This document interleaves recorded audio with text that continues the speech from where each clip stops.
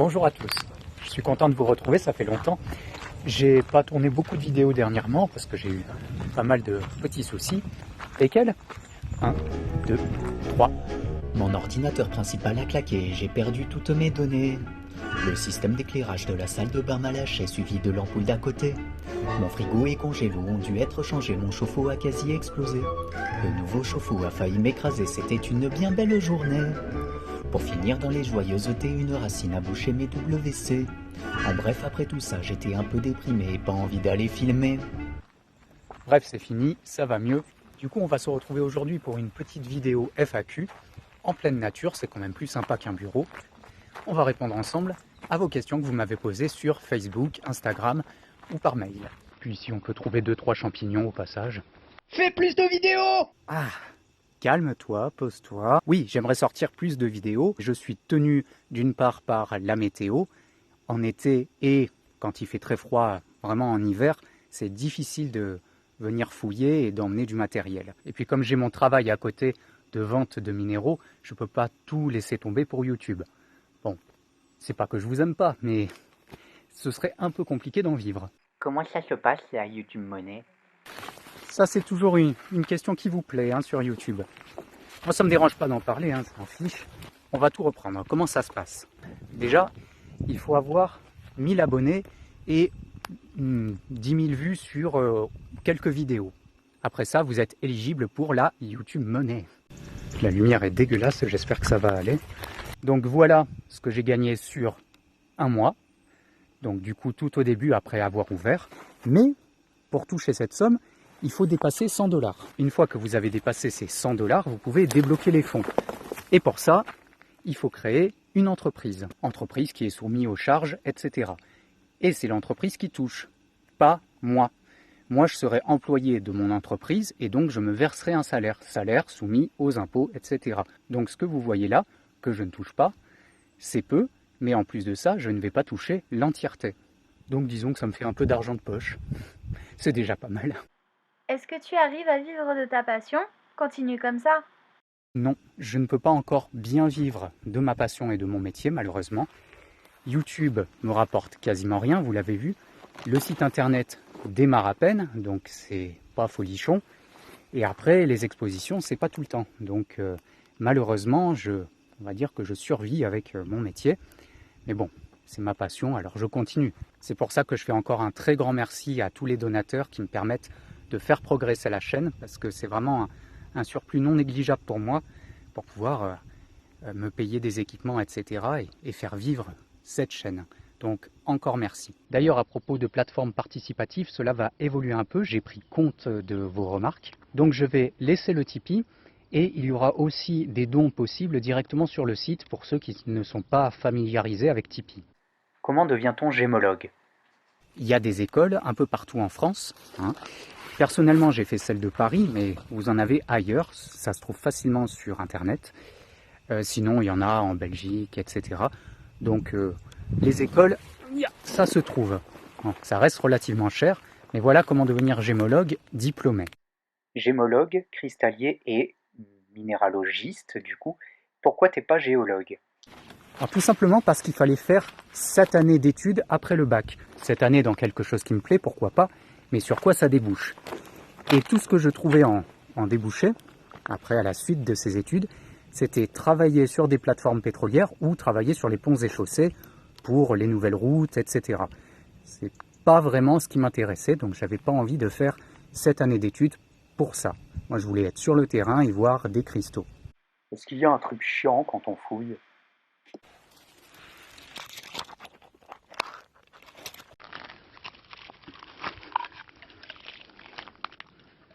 Allez hop, dans le sac, c'est pas compliqué. Bon, ça n'a rien de surprenant, Des ordures, on en trouve malheureusement partout, en pleine nature, évidemment. Et même au sommet des montagnes, j'arrive encore à trouver des ordures. C'est triste. Pour l'anecdote, même quand je suis au fond des mines, j'arrive à trouver des bouteilles de bière, des canettes de coca. Les gars, sérieux, franchement, faites un effort. Vous les avez emmenés avec vous, ramenez-les au moins. Enfin moi, ça c'est le truc qui me rend fou quand je pars me promener dans une nature comme ça, complètement perdue, et on retrouve encore des ordures. Voilà, ça. Ah bah super, qu'est-ce que je vous disais? Hop. Voilà, un beau sac poubelle. Génial. Tu en parlais cet été, tu joues toujours à Minecraft?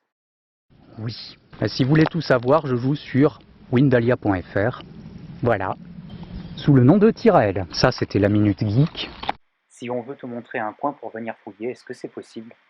Alors vraiment, volontiers. Surtout que vous rencontrez, c'est toujours très sympathique. Toujours source de discussion très intéressante. Le problème, encore une fois, c'est le financement. Parce que souvent, vous êtes un peu plus loin que les Bouches-du-Rhône. Donc, il faut payer le transport et tout ça. Donc oui, à chaque fois je vous dis, pas de souci, je viens, mais je ne sais pas quand. C'est la vérité, je ne sais pas quand est-ce que j'aurai le financement pour venir fouiller avec vous. N'hésitez pas, si vous avez des lieux à me proposer, je verrai comment je peux faire. T'as une histoire avec une rencontre abonnée?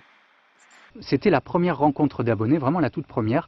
J'étais dans les mines avec mon collègue, et puis on entendait des pas au-dessus de nous, donc dans la nature, au-dessus de la mine. On s'est dit, bon, on pose nos outils et puis on va aller à la rencontre de ces marcheurs parce que ça se fait, prévenir de notre présence, etc. Et je sors de la mine, je m'avance vers ce petit couple de randonneurs et de loin il me regarde et il me fait « Ah, vous faites des vidéos ?» Ah voilà, ça m'avait surpris en pleine nature, il n'y avait que nous, hein, mon collègue et ces deux promeneurs, j'ai croisé personne d'autre. Et c'est les premiers abonnés que j'ai rencontrés, donc on a discuté à côté des mines, c'était bien sympathique. Voilà, si vous reconnaissez, salut. Ouais, par contre, dans le bureau, il n'y a pas les avions. Hein. Du coup, est-ce que j'ai une histoire à raconter par rapport à un client? Alors, par quoi commencer? Il y en a tellement. J'ai fait les marchés nocturnes pendant 8 ans environ. C'est vrai qu'on croise un peu toutes les personnes, dont certaines un peu énervées, il faut dire. Un jour, il y a un gamin qui s'arrête à mon stand et puis on discute, il aime bien les pierres, je le laisse regarder évidemment. Hein. J'aime bien les jeunes qui commencent à s'intéresser à ça. Donc pas de souci, je réponds à ses questions, il s'intéresse et tout. La mère était au restaurant en face. Et puis d'un seul coup, elle se lève en furie. Elle vient voir son enfant, elle fait « Qu'est-ce que tu fais là? Qu'est-ce que tu fais ?» Elle commence à lui crier dessus, mais sévère.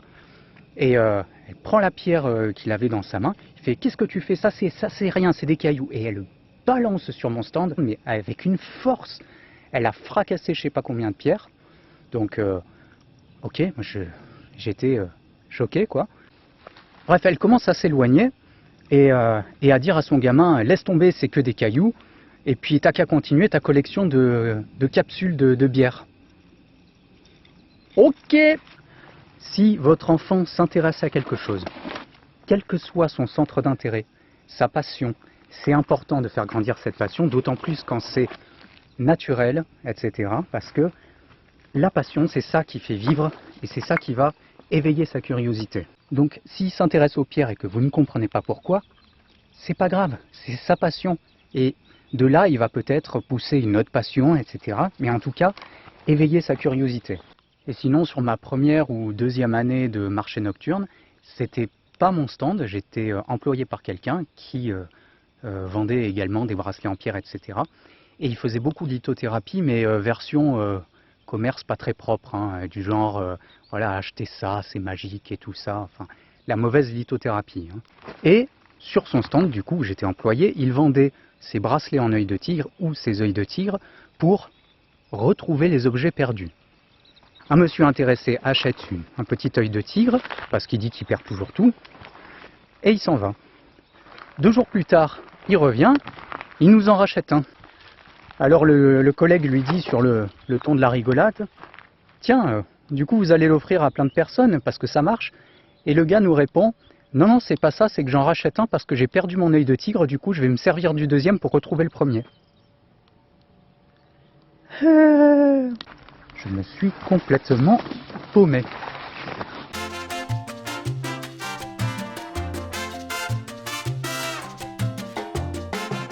Un pissacan. Je vais vous le montrer. Voilà, ça ressemble à ça. C'est une variété de cèpe, mais qui n'est pas terrible. En fait, il y a la majorité des humains qui sont allergiques à ça. Et ça leur donne, comme on dit dans le sud, la cagagne, la courante. Voilà, la diarrhée, c'est ça. En fait, ils sont servis pour se purger une fois dans l'an. C'est bien, hein?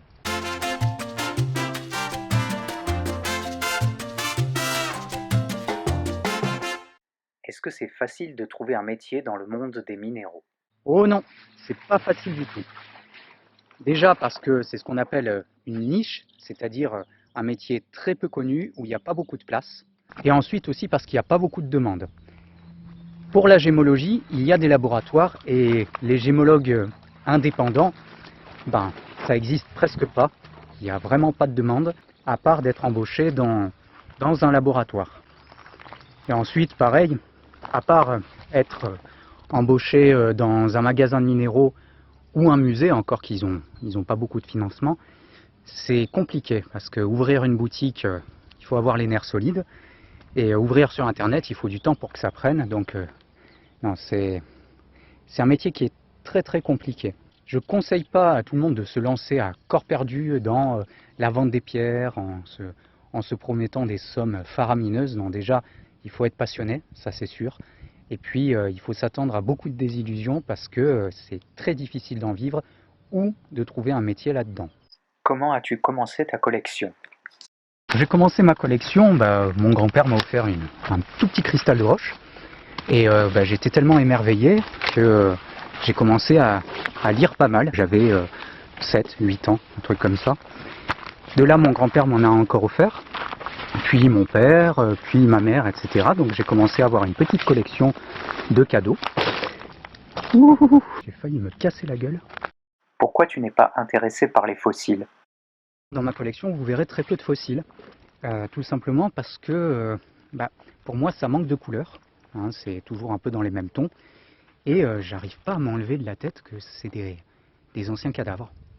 J'y arrive pas. Voilà, je suis bloqué sur ça. Alors oui, il y en a qui sont très beaux, mais en général, ceux que j'aime, c'est ceux qui sont mélangés avec des minéraux comme des ammonites pyriteuses ou des ammonites opalescentes. Donc voilà, mais sinon, les fossiles, j'ai vraiment du mal. Et je ne me suis pas du tout penché sur la question. J'y connais presque rien. Donc voilà, c'est vraiment les minéraux. Et plus je réponds à vos questions, plus je suis en train de me perdre complètement dans la colline. Bon après, c'est pas dégueu, hein, avec ces nuages en plus. C'est mieux qu'une FAQ dans un bureau, on est d'accord quand même. Voilà, maintenant que je suis plus tranquille, je vais pouvoir vous préparer les futures vidéos. Il y en a pas mal qui ont été mis à la trappe à cause de ce problème sur l'ordi et de mon disque dur, comme la vidéo sur Sainte-Marie aux Mines. Désolé. Mais je vais me bouger pour vous préparer quand même quelques petites sorties, de nouvelles explications sur des minéraux en particulier, etc. Je le dis pas souvent d'habitude, mais n'hésitez pas à vous abonner, à activer la petite cloche pour suivre mes vidéos. C'est très important. Et j'espère que cette petite balade FAQ posée, tranquille, vous a plu. Et à bientôt pour de nouvelles découvertes.